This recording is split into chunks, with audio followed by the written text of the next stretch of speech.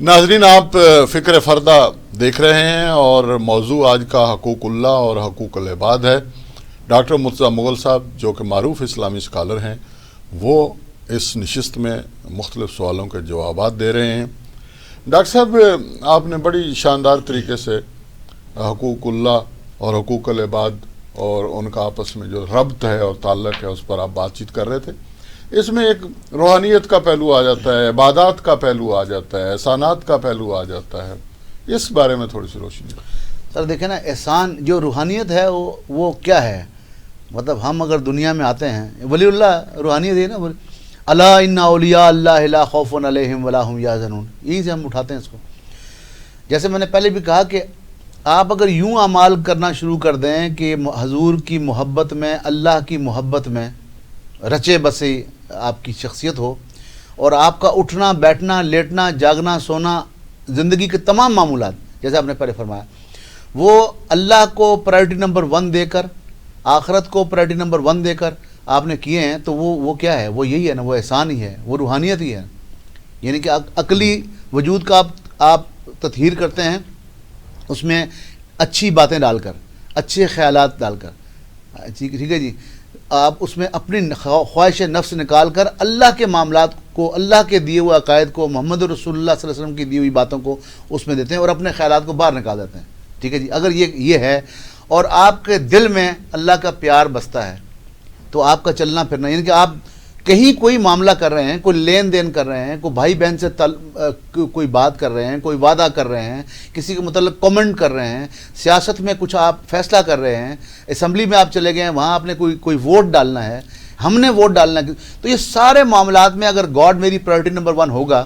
اور میرے دل میں اللہ کا پیار بستا ہوگا تو میں وہ فیصلہ کروں گا جو میرے رب کو پسند ہے۔ تو جب میری زندگی اسی پہ ہوگی تو فلا خوف علیہم ولا هم یحزنون تو آ جائے گا۔ اس لیے حضور صلی اللہ علیہ وسلم سے کسی نے پوچھا کہ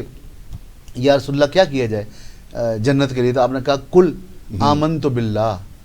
ٹھیک ہے، حضور کا دی ہوئی روحانیت کچھ اور ہے، اور یار لوگوں نے کچھ بنائی ہے، ہم کسی پہ اعتراض نہیں کرتے، ہر ایک کا اپنا فلسفہ ہے، لیکن ہمیں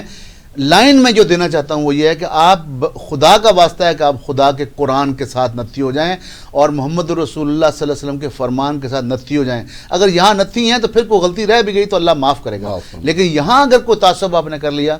دیکھا نا کتنے شاندار حدیث ہے، کل آمنت باللہ ثم استقم، کیا ہے؟ میرا رب اللہ ہے، میں اللہ پر ایمان لایا اور پھر ثم استقم، اپنی بات پہ ڈٹ جا۔ یہ حضور کی حدیث، اور قرآن انڈوز کرتا ہے اس کو، ان الذین قالوا ربنا اللہ، وہ لوگ، بے شک وہ لوگ جنہوں نے کہا ہمارا رب اللہ ہے، ہیں جی، ثم استقاموا، اور اپنی بات پہ ڈٹ گئے، فلا خوف علیہم ولا هم یحزنون، وہی آیت الا ان اولیاء اللہ ہے۔ ٹھیک ہے نہیں، تو آپ وہاں چلے گئے نا، اب آپ نے اس کے اندر کو اپنی ایک نئی شریعت بنا لی ہے، تو اس پہ تو ہم ڈسکس کرنے نہیں بیٹھے۔ ہماری جو ہے وہ جو بات ہے وہ قرآن مجید کے گرد گھومتی ہے، اور یہ میں نہیں کہہ رہا، حضور صلی اللہ علیہ وسلم نے حجۃ الوداع میں بھی کہا ہے اور بہت سے جگہوں پہ کہا ہے کہ میں تمہارے درمیان 2 چیزیں چھوڑے جا رہا ہوں، اگر ان کو آپ پکی طریقے سے پکڑ لیں گے کبھی گمراہ، لن تضلوا ابدا، کبھی گمراہ نہیں ہوں گے۔ وہ کیا ہے؟ کتاب اللہ، اللہ کی کتاب، و سنت نبی ہی، اس کے نبی کی سنت۔ تو میرا خیال ہے سب سے یہی روحانیت ہے، اسی کو آپ لے کے چلنا چاہیے۔ اور آپ دیکھیں کہ اللہ کے حقوق پہ ہم بات کر رہے تھے، وہ یہ ہے کہ اللہ کے حقوق چند ایک جو میں سمجھتا ہوں اس کو گن کے ناظرین کے لیے بتا دیں کہ توحید اللہ کا سب سے بڑا حق ہے، توحید نہیں تو کچھ بھی نہیں، توحید اللہ کا سب سے بڑا حق ہے۔ اور اس سے آگے چلیں تو توحید آئے گی تو پھر آپ کے اللہ سے، توحید کا مطلب ہے کہ کوئی اور یکتا ہے، اللہ کے سوا کوئی نہیں ہے جس کو پوجا جائے، جس کی عبادت کی جائے، پوجا اور عبادت۔ توحید، اس کے پھر آگے جب اس کو ہم نے رب مان لیا، جیسے آیات بھی پڑھی ہم نے، حدیث بھی پڑھی، تو جب رب مان لیا تو اب جب ایک ہستی کو میں نے رب مان لیا ہے تو کیسے ممکن ہے وہ کوئی بات کہے اور میں نہ مانوں؟ بات ممکن ہی نہیں ہے۔ یعنی کہ ایک ہستی میرا رب ہے، اس کو میں نے رب مان لیا ہے شعور سے، تو اب ممکن نہیں ہے کہ وہ کوئی حکم دے،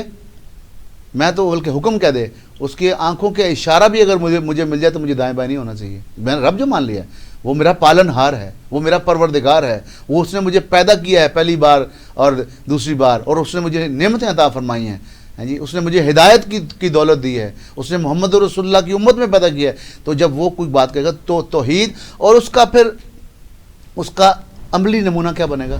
کہ جب اللہ، جیسے میں نے پہلے بھی کہا کہ آپ کی عاجزی ہے، آپ کی غلامی ہے، آپ کی بندگی ہے، تو نماز اس بندگی کی ایک ڈھال ہے. اور آج سے نہیں ہے، وہ آدم علیہ السلام کے زمانے سے ایسے ہی نماز ہے کہ آپ جب نماز پڑھتے ہیں، آپ اللہ کے سامنے ہاتھ باندھتے ہیں، تو آپ کی جو ریچولز ہوتے ہیں وہ بھی اللہ کے سامنے خشیت اور تذلل کو شو کرتے ہیں. اور آپ کے جو اعمال ہوتے ہیں، آپ رکوع میں گئے، سجدے میں گئے، بیٹھے اٹھے، اس میں آیات پڑھی، دعائیں مانگی، تو یہ سب جو انداز ہے یہ اپنے رب کے سامنے اپنے آپ کو غلام بنا کر، بندہ بنا کر ڈال دینے کی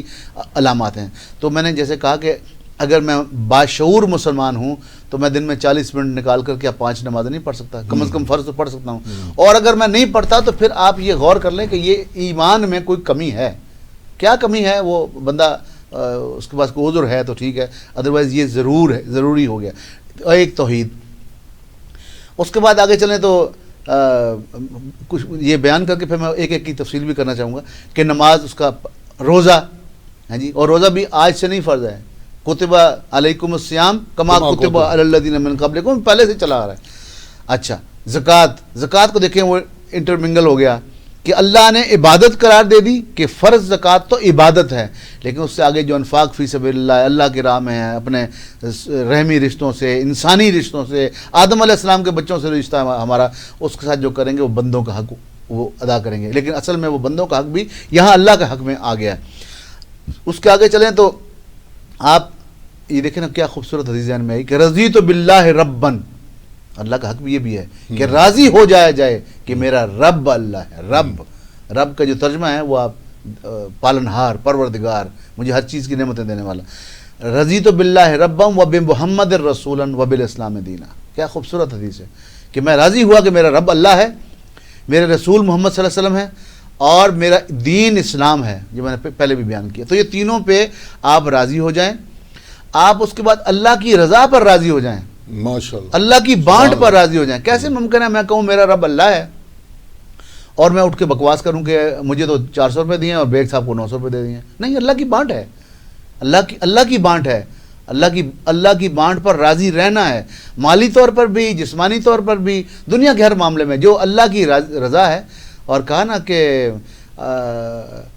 آپ جو ہم تمہیں کھلا رہے ہیں، انما نطعمکم لوجہ اللہ لا نرید منکم جزاء ولا شکورا، یہ تمہیں جو ہم کھلا رہے ہیں، اپنے پاس ہی 2 روٹیاں تھیں اٹھا کے دے دی ہیں، تو اس کا کوئی شکریہ نہیں چاہیے، اس کا کوئی بدلہ نہیں چاہیے، یہ ہم نے اللہ کی رضامندی اور خوشنودی کے لیے حاصل کیا ہے. تو یہی وہ لوگ ہوں گے جب یہ جا رہے ہوں گے یہاں سے ہنستے ہوئے جا رہے ہوں گے، اور وہ آیت کا نقشہ بنے ہوں گے، یا ایتھا النفس المطمئنہ، جو کام کرنے آیا تھا اے نفس تو کر چکا، تو اللہ کو راضی کر چکا. ارجعی الی ربک راضیۃ مرضیہ فادخلی فی عبادی وادخلی جنتی. کاش ہمارے لیے بھی، ہمارا بھی ایمان ایسا ہو کہ ہم بھی جب جا رہے ہوں تو یہ آیت ہمارے لیے بھی منطبق ہو رہی ہو. تو یہ ضروری ہے، اللہ کی رضا میں راضی. اور جو چیز میں نے جتنا بھی تیاری کرتے ہوئے 6-8 گھنٹے پڑھا ہے، جو چیز نہیں نظر آئی اللہ کے حقوق میں سمجھتا ہوں وہ بھی اللہ کا حق ہے. میں ایک طالب علم آنا رہا ہے، وہ اللہ کا حق یہ ہے کہ میں اگر اللہ کو اللہ مانتا ہوں، اللہ کی نعمتیں ہم آگے بیان کریں گے جو ہم پہ احسان کی، اس نے قرآن دیا، رسول کریم تشریف لائے، تو اس کا کلام میرے پاس آیا ہے، اس کا قرآن مجید میرے پاس آیا ہے، یہ فرقان ہے، یہ میزان ہے، یہ لوگوں کے درمیان فیصلے کرنے والی چیز ہے، اللہ کا کلام ہے. تو پھر اس کو میرا یہ اللہ کا حق، میں اس کو کہتا ہوں، علماء بزرگ میں نہیں جانتا کیا اس کے بارے میں کہیں گے، اس کو میں پڑھوں، اس کو میں سمجھوں، اس پہ میں عمل کروں، اس کا ابلاغ کروں، اور جب یہ چاروں کام کروں گا تو میری اگر میں سچا ہوں، اگر میں کوئی فراڈیا نہیں، میں سچا ہوں، تو جوں میں پڑھتا جاؤں گا، جوں میرے پاس علم آتا جائے گا، میری شخصیت میں نکھار آئے گا، میرے اعمال میں نکھار آئے گا، اور میں دنیا کے لوگوں کے لیے ایک اچھا انسان، جب میں بنوں گا تو پھر معاشرہ ایسے ہی بنتا ہے، تو میں اچھا ایک انسان بنوں گا. اور اس کے بعد یہ کہا، یہ بھی ہے ابلاغ میں، یہ ہے کہ آپ وتواصوا بالحق وتواصوا بالصبر کریں گے، اچھی باتوں کی نصیحت کریں گے، اچھی باتوں کو اپریشیٹ کریں گے، اور بری باتوں سے منع کریں گے. ناظرین، آپ گفتگو سن رہے ہیں ڈاکٹر مرتضیٰ مغل صاحب کی. ملتے ہیں ایک وقفے کے بعد.